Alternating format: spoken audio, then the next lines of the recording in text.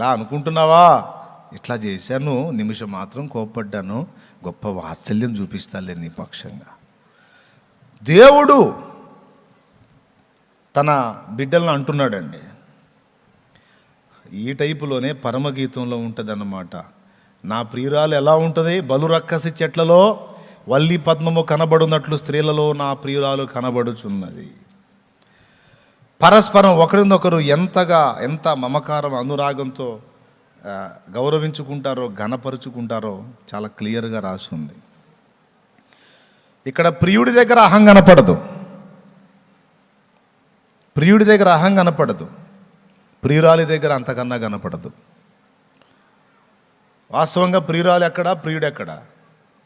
అమ్మో, ఆయన ఆకాశమందు ఉన్నవాడు, మనం భూమి మీద ఉన్నవాళ్ళు. మనం ఎక్కడ, ఆయన ఎక్కడ? ఆయన ఏమంటాడు తెలుసా? అసలు అందరూ వేరు, మీరు వేరు. బలురక్కసి చెట్లలో వల్లి పద్మము కనబడినట్లు స్త్రీలలో, అంటే అనేక కోటాను కోట్ల ప్రపంచాల్లో ఉన్నటువంటి ప్రజలందరికంటే కూడా మీరు ప్రత్యేకంగా ఉన్నారు అని కనపరుస్తాడు. సంఘమేమో ఆయనని, అమ్మో అయ్యా నువ్వు ధవళవర్ణుడివి, రత్నవర్ణుడివి, అధికాంక్షణీయుడివి. ఇద్దరి దగ్గర అహం కనపడదు. భక్తుని దగ్గర, దేవుని దగ్గర అహం కనపడదు. కానీ కుటుంబాల్లో మాత్రం ఇది ఏలుబడి చేస్తూ ఉంటుంది. ఇదే ఒక పెద్ద దయ్యపు శోధన. కుటుంబాల్లో వేదనకి, దుఃఖానికి, అసమాధానానికి, అల్లరికి, ఎడబాట్లకి, కలతలకి, కన్నీళ్ళకి చాలా వరకు ఈ అహమే. ఇప్పుడు ఏం జరిగిద్దో తెలుసా? ఏ ఆదరణ మానవుని దగ్గర నుంచి మానవుడు ఆశిస్తాడో, తన వారి దగ్గర నుండి ఆశిస్తారో, అది దొరకనప్పుడు మనుషులు ఇతరులను వెతుక్కుంటారండి. ప్రభువుకి ఒకసారి స్తోత్రం చెప్తారా? ఒక బిడ్డకి తల్లిదండ్రి దగ్గర నుండి రావాల్సిన గుర్తింపు లభించకపోతే వాడిని అలా గుర్తించే వాళ్ళు ఎవరున్నారో వాడు వెతుక్కుంటాడు ఖచ్చితంగా. అందుకే చాలామంది తల్లిదండ్రులతో కంటే ఎక్కువ బయట ఫ్రెండ్స్తో ఎక్కువ గడుపుతారు. వాళ్ళ రహస్యాలన్నీ ఫ్రెండ్స్కి చెప్తారు కానీ తల్లిదండ్రికి చెప్పరు. ఎందుకో తెలుసా? వీళ్ళకి అర్థం అవ్వదు కదా, అర్థం చేసుకోరు కదా. ఆవేశం ఎక్కువ, ఆలోచన తక్కువ, ఫ్రెండ్లీ మైండ్ ఉండదు కదా.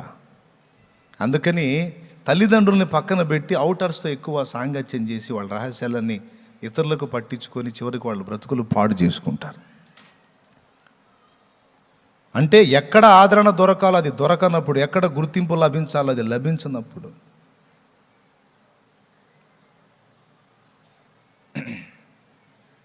అన్నయ్య అసలు నా భర్తని ఆమె వల్ల వేసుకుంది అన్నయ్య.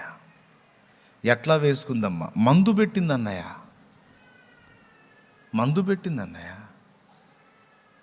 మందు పెట్టింది. అసలు అదే పిచ్చిలో వెళ్ళిపోతున్నాడు అన్నయ్య. మందు కక్కిద్దాం అనుకుంటున్నాను అన్నయ్య, మందు కక్కిద్దాం. నేను ఒక మాట చెబుతా, ఒకసారి ఆలోచించండి బుర్ర పెట్టి. మందు శరీరానికి, మనసుకు మందు పెట్టేవాడు ఎవడన్నా ఉన్నాడా? ఒక్కసారి చెప్పాలి నాకు. త్రాగుడు మానిపించడానికి తాయెత్తు కట్టినట్టు. ఏం పర్వాలా, భార్య తీసుకెళ్తే ఎంత పెద్ద తాయెత్తు అయినా వేసుకుంటాడు, అమాయకంగా మొహం పెట్టి వెళ్తాడు. పదవే, నాకు కూడా మారాలని ఉంది పదవే అని అమాయకంగా ఫేస్ పెట్టి, అసలు నేను ఎంత దాన్ని వదిలించుకోవాలని ఎంత ఇబ్బంది పడుతున్నానో నీకేం తెలుసు అంటే, భార్య అమాయకంగా, అవునా అట్లయితే పాయ నీకు తాయెత్తు కట్టిస్తాను, 5,000 పోతే పోయినాయి, అది గడితే ఇక నీకు ఆ తాగుడు వ్యసనం ఉండదండి అంటే, పోతే పోయింది. 5,000తో పాటు నాకు కొంత శోధన కూడా పోయింది. అంటే నేను త్రాగుడు మానుకోవడానికి కష్టపడుతున్నానన్న సంగతి తనకు అర్థమైతే ఇక ఎప్పుడన్నా తాగి వచ్చినా కూడా ఫీల్ అవ్వదు. అర్థమైందా? అందుకని అమ్మాయింగా పోయి తాయెత్తు కట్టి, తాయెత్తు శరీరానికి కట్టావు. అరే మైండ్ ఎట్లా మారిద్ది? పసరు దాపిచ్చావు శరీరానికి. తాగాలి అనే వాంఛ మనస్సులో పుడుతుంది. నా శరీరానికి మత్తు బాగుంది అనే ఆలోచన మనస్సులో కలిగింది. నువ్వు శరీరానికి పసర్లు దాపుతావు, తాయెత్తులు కట్టిస్తావు, ఇంజక్షన్లు చేసి ఏదో తిప్పలు పడతావు. మనసులో మార్పు ఎలా కలిగిద్ది? ఓసారి ఒక ఆయుర్వేద వైద్యుడిని కనుక్కున్నా.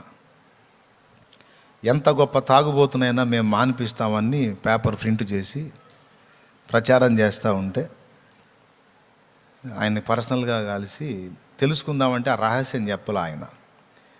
తర్వాత నేను ఉన్నప్పుడే 2 కస్టమర్లు వచ్చారు, లేడీస్. వాళ్ళతో ఆయన సంభాషించేటప్పుడు అసలు రహస్యంగా అనుకున్నా. ఇప్పుడు ఈ రహస్యం నేను చెప్పాను అనుకో, పాపం త్రాగుబోతూ భర్తలు ఉన్న భార్యలకు అన్యాయం చేసినోడిని అవుతా. నేను చెప్పను. దేవునికి స్తోత్రం కలుగును గాక. హల్లెలూయా. నేను చెప్పనులే. అక్కడ ఒక చిన్న చిట్కా జరిగిద్ది అంతే. అది మనస్సుకు మందు కాదు, శరీరానికే. చెప్పేదా ఆ రహస్యం పాపం గుట్టు విడిపోతుందేమో. మళ్ళీ పట్టుకొని కొడతారు. ఎందుకు వచ్చింది కూడా నేను చెప్పనులేదు, కొట్టుకు సత్తారు. సరే వద్దులే. సో టోటల్గా వాళ్ళు చేసేది ఏదైనా శరీరానికే చేస్తారు కానీ మనసుకు ఎవడు చెయ్యలేడు. మరి ఇప్పుడు ఆమె నా భర్తను వశపరుచుకొని మందు పెట్టింది, అందుకని అదే పిచ్చిలో వెళ్ళిపోతున్నాడు అని ఈమె అంటది. అని ఏం చేసిద్ది, తీసుకెళ్ళి ఆ మందు గక్కిద్దామని ఆ పసరు ఈ పసరు తాపిద్ది. తాపితే పాప అప్పటిదాకా బాగున్నోడికి వాస్తవంగా వాడి కడుపులో ఏ మందు లేదు. ఈ పసరు ఆ పసరు తాగి కక్కి కక్కి కక్కి కడుపు చెడిపోద్ది వానికి. అట్లాగా నెమ్ము బలహీనతకు గురై చచ్చిపోయిన వాళ్ళు కూడా చాలామంది ఉన్నారు. మందు పెట్టినందుకు కాదు, పెట్టారన్న అనుమానంతో కక్కిచ్చి కక్కిచ్చి కక్కిచ్చి కడుపులో ఏం లేదు. అసలు లేదన్నా, అది పవర్ఫుల్ అన్నా, అలానే ఉంటుంది కడుపులో. అవునా? అబ్రహాం ముక్క ఎట్లుంటుంది? అబ్రహాం ముక్క ఎట్లుంటుందండి? బాగా ఫ్రై చేసిన చికెన్ ముక్క ఎట్లుంటుంది? ఇస్సాకు వేట మాంసం ముక్క ఫ్రై చేస్తే గట్టిగా అయిపోతాయి కదా. ఆ గట్టి ముక్కలో ఉదరాబదర నవిలి మింగితే ఆ కడుపులో ఉత్పత్తి అయ్యే యాసిడ్స్ ఎంత డేంజరో తెలుసా? ఆ మటన్ ముక్కలను సైతం భస్మం చేసి పడేస్తాయి. అంత భయంకరమైన జఠరాగ్ని గర్భంలో మండుతూ ఉంటుంది. యాసిడ్స్ ఉత్పత్తి అవుతూ ఉంటాయి, ఆమ్లాలు. అంత ఆమ్లాలు భస్మం చేయవా? 2 ప్రక్రియలు జరుగుతాయి. ఒకటి విసర్జన ద్వారానైనా నెట్టేస్తుంది, లేదా భస్మమైనా చేస్తుంది. కడుపుకు ఆ సౌకర్యం పెట్టాడు దేవుడు. కానీ లేదు, కడుపులోనే ఉంది, అది ఇదని పిచ్చి పనులు చేసి వాళ్ళని అనవసరంగా డబ్బులు పోగొట్టుకుంది కాక రోగాల పాలు చేస్తారు. అసలు మందేంటో నేను చెబుతా. ఒకసారి అత్తాకోడల స్టోరీ ఒకటి చెప్పా, గుర్తుందా? అత్త టార్చర్ తట్టుకోలేక సావగొట్టాలని తన మేనమామ దగ్గరికి వెళ్ళి మందు ఇవ్వమంటది. ఒకసారిగా చేస్తే నీ మీద డౌట్ వచ్చిద్ది అమ్మాయి, అందుకని ఇదిగో ఈ మందు తీసుకో, ఇది రోజు కొంచెం పాలల్లో కలిపి పెట్టు, మెల్లమెల్లగా ఎక్కుద్ది విషం, కొద్ది రోజులకి ఆ ముసలిది తెచ్చిది, పీడ వదిలిపోయిద్దని ఆమె మేనమామ మంది ఇస్తాడు. ఆ ఇచ్చేటప్పుడు చెబుతాడు ఏమనంటే, ఎటుకూడి ముసలిది ఒక 20-30 రోజుల్లో సచ్చుద్ది కాబట్టి నీ మీద ఏమాత్రం అనుమానం రాకుండా ఉండాలంటే కొద్దిగా నువ్వు ఆహాన్ని విరగొట్టుకొని కాస్త ప్రేమగా ఉన్నట్టు నటించు, ప్రేమ ఉన్నట్టు నటించు, అంతే. ఏసడించుకుంటుంది. 2-3 రోజులు నమ్మదు. నాటకాలు ఆపు, చూశారులే నీ ప్రేమ నాటకాలు అంటది. అయినా పట్టించుకోవద్దు, మనసులో అనుకో, ఎటుగుడి సస్తావు కదే అనుకొని నటించు, కొంచెం విషం పెట్టినట్టు అంతే. అదే పాలిచ్చినట్టు, ప్రేమించినట్టు, సేవించినట్టు, ఆమెను ఏదో కొంచెం ఆదరించినట్టు షో చేయి, చాలు.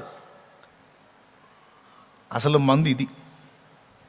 ఎప్పుడైతే ఆయన దగ్గర ఆ మందు తీసుకెళ్ళి మరి ఆమె పాలు ఇస్తే పాలలో కలిపి పెడితే ఆమె తాగాలంటే మరి ముందు ఏం ప్రేమగా నటించాలి కదా. ఏం నటన చేయటం మొదలుపెట్టింది. అత్త తిడతా ఉన్నా, మీరు తిడతారు కానీ చాలా మంచివారు అత్తయ్య, అదే అత్తయ్య ఇది అత్తయ్య, మీ కాళ్ళు నొక్కనా, అజ్జేనా ఇజ్జేనా అంటే 2-3 రోజులు ఆయన చెప్పినట్టుగానే నటిస్తున్నావా, నాటకాలు ఆడుతున్నావా అన్న మనిషి 3వ రోజు నుంచి చిన్నగా మెత్తబట్ట మొదలుపెట్టింది. వారం తిరిగేసరికి అంతకుముందు కోడల గురించి వికారంగా ప్రచారం చేసిన మనిషి, నా కోడలు అంత గొప్పది ఇంత గొప్పదని ఆ ప్రచారాన్ని మార్చి మంచిగా మాట్లాడటం మొదలుపెట్టి చివరికి 2 వారాలు తిరిగేసరికి ఇక కోడలకు కావలసినవన్నీ సమకూర్చి ఆఖరికి బీరువా తాళం కూడా ఇచ్చేసి తన కోసం ఏమీ పొందలా వృద్ధురాలు, అంత కోడలకే సమకూర్చి పెడుతుంటే 21 రోజు సమయం గడిచేటప్పటికి మరి చచ్చిపోద్ది కదా. ఇంత ప్రేమించే మనిషిని నేనేంది చంపాలనుకున్నానని ఆ విషం విరుగుడు కోసం మళ్ళీ మేనమామ దగ్గరికి పోయింది. అప్పుడు ఆయన చెప్తాడు, ఎట్లా ఇక నేను మందిచ్చానంటే తిరుగులేదమ్మా, ఖచ్చితంగా చచ్చిపోద్ది, ఇక నువ్వు ఏం చెప్పినా లాభం లేదు, దానికి విరుగుడు లేనని మందిచ్చాను నేను అంటే బోరు నేడిసిద్ది ఆయన కాళ్ళు పట్టుకొని. ఎట్లనన్నా కానీ మా అత్తయ్య బతకాలి, నేను ఊరుకోను, లేకపోతే నన్ను కూడా చంపే, నాకు కూడా విషమే అని కూర్చుంటుంది. ఏంటమ్మా అంత ద్వేషించావు, ఆమెను చావాలనుకున్నావు, ఇంత ప్రేమిస్తున్నావు ఏంటంటే, ఏమో నాకు తెలియదు, ఆమె తేడా అనుకున్నా, కాదు చాలా మంచిది, ఆమె మంచి మనసు ఉన్నది, ఆమె మాట పెಳಿసే కానీ మనసు చాలా మంచి మనసు, ఇప్పుడు అది కూడా పోయింది, కన్న కూతుర్ని కంటే కూడా ఎక్కువ చూస్తుంది నన్ను, ఆమె బతకాలి, బాగుండాలి, లేకపోతే నేను దుర్మార్గురాలను అయిపోతాను అని ఏడిచి మొత్తుకుంటే అప్పుడు చెబుతాడు, సరే పో వెర్రిమొహం, నేను మందు విషం లేదు పాడలేదు, మోకాళ్ళ నొప్పులు మందిచ్చాలే, మోకాళ్ళ నొప్పులు మందిచ్చాలే, నువ్వు వెర్రిదానం అయినంత మాత్రాన నేను వెర్రివాడిని అవుతానా? కక్షతో సాధించలేమమ్మా, ప్రేమతో గెలవగలుగుతాం ఎవరినైనా. ప్రేమకంత బలముంది తల్లి, నాకు తెలుసు. కఠిన పాషాణ హృదయాన్ని కూడా బ్రద్దలు చేసే శక్తి ప్రేమకుంది. ప్రేమ అగ్నిని అగాధ జలములు సైతం ఆర్పజాలవు, దానికంత పవర్ ఉంటుంది. అదే ఇప్పుడు నా భర్తకు మందు పెట్టింది, ఇట్లా చేసింది, అట్లా చేసింది, దారి మళ్ళించిందని కొంతమంది మొత్తుకొని పాపం వాడిని బాడిగెద్దుని తిప్పినట్టు తిప్పుతూ ఉంటారు అటు ఇటు. వేస్ట్. అది కాదు అసలు సూత్రం. మందు లేదు, మాకు లేదు, ఎవరు ఏ ప్రయోగాలు చేసినా అదేమి ఉండదు, అది వేస్ట్. అది కాదు. నీ దగ్గర ఆదరణ కోల్పోయి, నీ దగ్గర విమర్శను ఎదుర్కొని, తిరస్కారాన్ని ఎదుర్కొని ఒంటరిగా ఫీల్ అవుతున్న అతన్ని గుర్తించినటువంటి వ్యక్తి, అతన్ని ఆదరించినట్లు మాట్లాడే వ్యక్తి పరిచయం అయింది. నీ దగ్గర మిస్ అయినది అక్కడ కనబడుతున్నందున తనకు తెలియకుండానే దాని వైపుకు ఆకర్షింపబడ్డాడు. అదే మందు. అట్లయితే ఇక నుంచి నేను కూడా ప్రేమిస్తాను అని ఈ మాట విన్న తర్వాత ఇక బలవంత ప్రేమ మొదలుపెట్టిద్ది. నీకోసం నేను ఇన్ని రకాలు చేశాను, చూడు వెధవా, నువ్వంటే నాకు ఎంత ఇష్టమో తెలుసుకో అన్నట్టు ఇక బలవంత ప్రేమ మొదలుపెట్టి, నీకోసం ఇచ్చేసా తిను, ఇదిగో ఇదేశాను, అలా పోదాంపా, ఇట్లా అంటే ఇదేందిరా కొత్త వేషం మొదలుపెట్టింది, ఇది నీ ఒరిజినల్ కాదే. ఇంకా భయం కూడా స్టార్ట్ అయింది వానికి. అలా నువ్వు యేసయ్య గురించి చదివించి ఏందన్నా నువ్వు చెప్పేది? ఏందంటే ఈరోజు అక్రమ సంబంధాలు ఎందుకు ఏర్పడుతున్నాయో, స్త్రీలు పురుషులు ఎందుకు చెడిపోతున్నారో, యవ్వన బిడ్డలు ఎందుకు చెడిపోతున్నారో, ముసలి వాళ్ళు ఎందుకు ఆత్మహత్యలు చేసుకుంటున్నారో, వాటన్నిటికీ అసలు కారణం ఎక్కడుందో చెబుతున్నా. తెలివైన వాళ్ళకి ఇది విలువైన సంగతే, తెలివి తక్కువ వాళ్ళకి అర్థం కాదులే, వాళ్ళ కోసం చెప్పను నేను. దేవునికి స్తోత్రం చెప్పండి మీరందరూ గట్టిగా. హల్లెలూయా. అసలు నాకు హస్బెండే లేడన్నా అంటే గొడవ లేదు, దేవుడినే జీవిత భాగస్వామ్యం చేసుకుని ప్రశాంతంగా బతికాయి, గొడవ లేని పని. ఇక పిల్లలు ఉన్నారు, పిల్లల్ని గుర్తించు. ఏదో ఒక బంధం ఉంటుంది నీకు. ఏ బంధం లేకుండా ఒంటరిగా ఉంటే ఇరుగు పొరుగులన్నా గుర్తించి ప్రేమించు, వాళ్ళ దగ్గరన్నా నీకు ఇంత స్థానం లభిస్తుంది. అవునా? అయిపోయింది. ఈ ఆదరణ అనేది మనం కోరిన వ్యక్తుల దగ్గర దొరకనప్పుడు, మన వెతికిన వ్యక్తుల దగ్గర దొరకనప్పుడు అది ఎక్కడ దొరుకుతుందో అటువైపుకి మనసు ఆకర్షింపబడుతుంది. అలా ఆకర్షింపబడిన ఆకర్షణ ఎంత జటిలమైందంటే ఇక ఆ వాడిని 100 గొలుసులు పెట్టి లాగినా వాడు కష్టం మారడం. చాలా కుటుంబాలు అలా విచ్ఛిన్నమైపోయినాయి. అందుకే చెప్తున్నా జాగ్రత్త. ఎదు వాళ్ళు తేడా వీళ్ళు తేడా కాదు, ప్రేమ చూపించారంతే, గుర్తించారంతే. ఇప్పుడేముందండి, ఆడ మనిషిని భర్త గుర్తించట్లేదు, ఏసడించుకుంటున్నాడు, అసహ్యంగా మాట్లాడుతున్నాడు, ఎట్లా పడితే అట్లా వ్యవహరిస్తున్నాడు. ఎవడో కనబడ్డాడు, ఎవడో గుర్తించినోడు ఒకడు కనపడ్డాడు, ఎక్కడో పరిచయం, వాడు ఎక్కడో తయారవుతారుగా. వాడికి బాధ్యత తీసుకొని మరి ఫోన్ చేసి, ఏంటండి ఎలా ఉన్నారు, ఈరోజు ఏంటి మీ ముఖం చిక్కిపోయింది అంటాడు. చిక్కిపోవటానికి భర్త కారణం, వీడేమో చిక్కిపోయిందని గుర్తించి బాధపడుతున్నాడు. ఏంటంటే అలాగున్నారు, అసలు ఏం మాట్లాడలేదు, కొంచెం మాట్లాడండి, మీ మాట కోసం పొద్దున్న నుంచి ఇప్పటిదాకా పడిగాపులు కాశాను అంటే, వీడికి నేనంటే ఎంత ప్రేమ. ఆ దరిద్రుడి కోసం అంత చేసినా ఆ దరిద్రుడు గుర్తించట్లా. ఇంకా అతను అంటాడు, ఏమన్నా చేయాలా, మీకు ఏదన్నా నేను మీకు సహాయం చేయాలా, మీకు ఏదైనా అవసరం ఉందా, ఏదైనా సమస్య ఉందా, నాకు చెప్పండి, నేను డీల్ చేస్తాను, అది ఎంతటిదైనా. మీరు ఎందుకు అలాగ ఉంటున్నారు, నాకు నా ఫ్రెండ్స్ అసలు ఈరోజు ఫంక్షన్ ఉంటే నేను ఆ ఫంక్షన్కి వెళ్ళి భోజనం కూడా చేయలేదండి. అయ్యో ఎందుకండి, మీరు ఎందుకు భోజనం, అది ఏం చేస్తామండి మీరు అట్లా ఉంటే అంటాడు. అరే ఎంత ఇష్టం వీడికి నేనంటే. ఈ రకంగా చిన్నగా దురాలోచనలోకి వెళ్ళిపోయి కొద్ది కాలానికి, వెంటనే దారి మళ్ళకపోయినా కొద్ది కాలానికి బలహీనపడే అవకాశం ఉందా లేదా? ఉందే. అలాగే పురుషుడి విషయంలో కూడా ఒక స్త్రీ పదే పదే అతన్ని గుర్తించి, అతని పరిస్థితులను గుర్తించి, అతనితో ప్రేమగా మాట్లాడుతూ అతని విషయంలో సీరియస్గా ఉందనుకో, భయంకరమైన ఆకర్షణ అది. ఏం బెదరో, ఒప్పుకుంటారా? కాబట్టి ఈ ఆకర్షణల కంటే ఏ మందులు మాకులు పెద్ద ఆకర్షణ కలిగించలేవు. కాబట్టి సమాజంలో కుటుంబాలుగా మనం ఉంటున్నప్పుడు పిల్లలు కానీ, తల్లులు కానీ, భర్తలు కానీ, భార్యలు కానీ ఇతరులను ఆశింపకుండునట్లు వారికి మనం జరపవలసిన మర్యాద యావత్తు కూడా మన నుండి జరుగునట్లు మనం జాగ్రత్త తీసుకోవాలి. లేకపోతే ఆదరణ కోసం, వినండి, ఆదరణ కోసం, స్వాంతన కోసం కలిగి ఉన్న బంధాలని బలవంతముగా వదిలించుకోవడానికి ఇష్టపడతారు. ఇప్పుడు వచ్చే పాయింట్లోకి, దేవునికి స్తోత్రం కలుగును గాక, హల్లెలూయా. ఏం చేయడానికి ఇష్టపడతారు? మనసు రాయి చేసుకొని బలవంతంగా వదిలించుకోవటానికి ఇష్టపడతారు. రహస్య జీవితానికి అలవాటు పడతారు. ఇది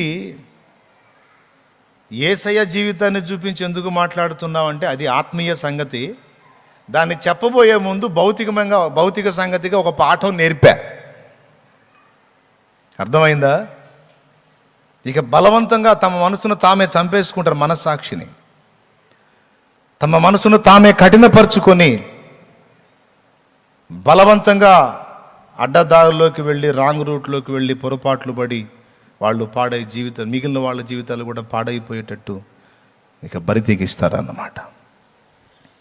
ఇది ఎందుకు వస్తుంది? ఇది ఎవరి బాధ్యత, ఎవరి పాత్ర వాళ్ళు సరిగా పోషించనందున, ఎవరి బాధ్యతలు వారు గుర్తించి సరిగా నెరవేర్చనందున కుటుంబాల్లోని వ్యక్తులు ఇలాగూ తయారై జీవితాలు పాడైపోయి విచ్ఛిన్నమైపోతున్న పరిస్థితి. అందుకని మీకు అందరికీ దేవుని పిల్లలు కనుక లైవ్లో చూసేవాళ్ళు ఎందరున్నారో నాకు తెలియదు, కానీ మీ కుటుంబాలు, మీ జీవితాలు జాగ్రత్త. ఇప్పుడు ఈ మాటలు చెప్పానని కుటుంబ సభ్యుల్ని సందేహించి, అనుమానించి, ఎట్లా పడితే అట్లా చూసి మళ్ళీ శాపగ్రస్తులు కాకండి. కొంతమంది ఉంటారు, అమ్మా ఈరోజు శాలేమన్న చెప్పాడు కదా, నేను సరిగా నిన్ను పట్టించుకోవట్లేదు కదా, అట్లేమన్నా ట్రై చేసావా అంటారు. శాపగ్రస్తులు అవుతారు. అలాగ అనొద్దు.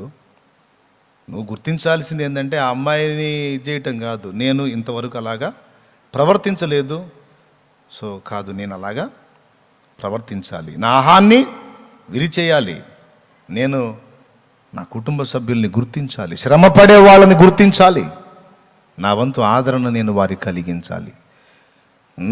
నా బిడ్డలు ఎవరి ఆదరణ కోసమో అడుక్కునే గతి రాకూడదు. నా భర్త ఎవరి ఆదరణ కోసమో వెతుక్కునే కర్మ పట్టకూడదు. నా భార్య ఎవరి ఆదరణ కోసమో వెతుక్కుని అడుక్కునే కర్మ పట్టకూడదు. నా తల్లిదండ్రులు, నన్నుగాక మరి ఏ పిల్లల్లో ఏ పిల్లల దగ్గర ఆదరణ వెతుక్కునే కర్మ పట్టకూడదో. నా పిల్లల్ని నేనే ఆదరించాలి, నేనే గుర్తించాలి. నా భర్తను నేనే గుర్తించాలి, నా భార్యను నేనే గుర్తించాలి, నా తల్లిదండ్రుల్ని నేనే గుర్తించాలి. కొంతమంది తల్లిదండ్రులు వస్తారు నా దగ్గరికి, అయ్యా 2 మాటలు మాట్లాడయ్యా నాతో. ఎందుకమ్మా? చాలామందిని అన్నానయ్యా, కానీ పలకరించరయ్యా, పట్టించుకోరు. ఉండలేక ఇక్కడికి వచ్చానయ్యా. నువ్వు కూడా కాదంటే ఇక ఏ రైలు పట్టాలో చూసుకుంటాను. మరి ఏం చేసేది? నాకు ఎక్కడ ఆదరణ లేదు. మరి పిల్లలు ఎంతమంది అమ్మా? పిల్లలు ఉండటానికి ఏమయ్యా 3 కొడుకులు 2 కూతుళ్ళు 5 ఉన్నారు. మరి 5 ఉండి మరి ఏంటి నీకు పరి? ఏం చెబుతావులేయ్యా? రెక్కలు ముక్కలు చేసుకొని కనీ పెంచి పెద్ద చేసి గొప్పవాళ్ళని చేశాను.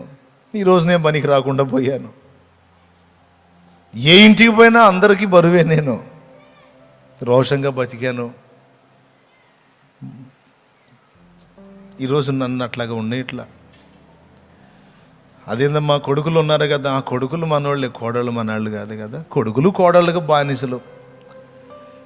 మరి మాకు సపోర్ట్ చేస్తే భార్యలు మరి మాట వినరు కదా. అందుకని వాళ్ళకే జేజేలు పలుకుతారు, నన్ను పట్టించుకోరు. అయ్యా నువ్వు కూడా కాదంటే నువ్వో గొయ్యో ఇక నాకు మార్గం లేదు అని బోర్ నేర్చిన తల్లిదండ్రుల్ని చూశాను నేను. అంటే తమ బిడ్డల దగ్గర ఆదరణ దొరకక మరొకటి దగ్గర ఆదరణ దేహి అని అడుగుతున్నారండి. నీ తల్లిదండ్రులను అలా ఇతరుల యొక్క ఆదరణ అడుక్కునే పరిస్థితి ఎందుకు రానిచ్చావు? ఆ గతి ఎందుకు పట్టించావు నీ తల్లిదండ్రికి?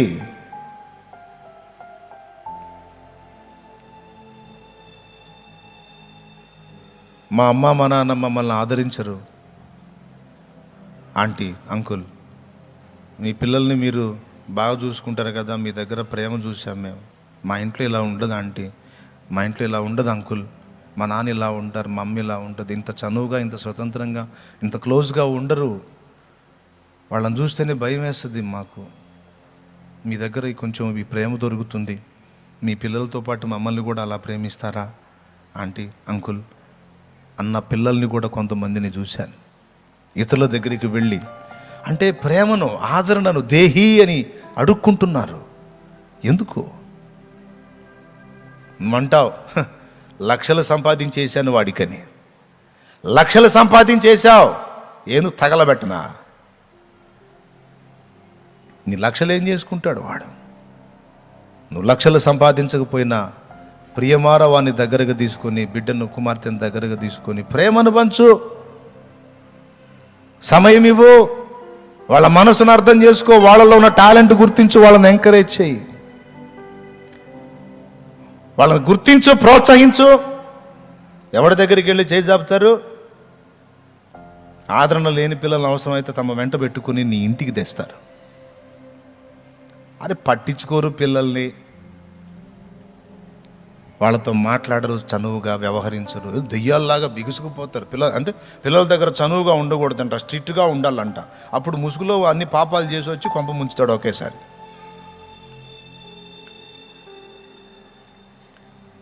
పిల్లల్ని ఆదరించండి, దయ చూపండి, ప్రేమించండి అని దేహి అని అడుక్కునే గతి పట్టకూడదండి. అలాంటి పరిస్థితి వస్తే ఆ తల్లిదండ్రుల్ని బలవంతంగా విసర్జించడానికి ఇష్టపడతారు. పిల్లలు తల్లిదండ్రికి ఆ గతి పట్టిస్తే ఆ పిల్లల్ని తల్లిదండ్రి బలవంతంగా విసర్జించడానికి ఇష్టపడతారు. భర్తకు ఆ పరిస్థితి వస్తే, నా భార్య దగ్గర నేను ఆశించిన ఆదరణ నాకు దొరకట్లేదు, ఆమె నన్ను గుర్తించట్లేదు, ప్రేమించట్లేదు, ఆదరించట్లేదు, నేనేదో అనుకుంటాను, ఆమె ఏదో అలా ప్రవర్తిస్తుంది, దయచేసి నన్ను ఎవరన్నా ప్రేమిస్తారా, ఆదరిస్తారా అని దేహి అని ఎవరినో అడుక్కునే గతి పట్టించకూడదు. నా భర్త దగ్గర నేను అనుకున్న ఆదరణ నాకు దొరకట్లేదు, ఆ ప్రేమ నాకు లభించట్లేదు, ఎక్కడన్నా నాకు సహాయం చేస్తారా? ఆ ప్రేమను, ఆ ఆదరణను నాకు పంచేవారు ఉన్నారా అని దేహి అని అడుక్కునే గతిని భార్యగా పట్టకూడదు. నిజంగా మీకు తెలివితేటలు ఉండి, నిజంగా మీరు జ్ఞానవంతులు అయితే, నీకు చదువు అవసరంలా ఈ విషయానికే, నీకు చదువు ఉన్నా లేకపోయినా నువ్వు తెలివి ఉన్నా తెలివి లేక పిచ్చోడమైనా సరే ఈ మాట అర్థమైంది నేను చెప్పిన విషయం. నీ కుటుంబ జీవితంలో వ్యవహారాన్ని మార్చుకొని జాగ్రత్త పడండి, లేకపోతే బలవంతముగా మిమ్మల్ని ఎడబాయాల్సిన పరిస్థితి నా అనుకున్న నీ వారికి వచ్చిద్ది. ఎంతమందికి అర్థమైంది?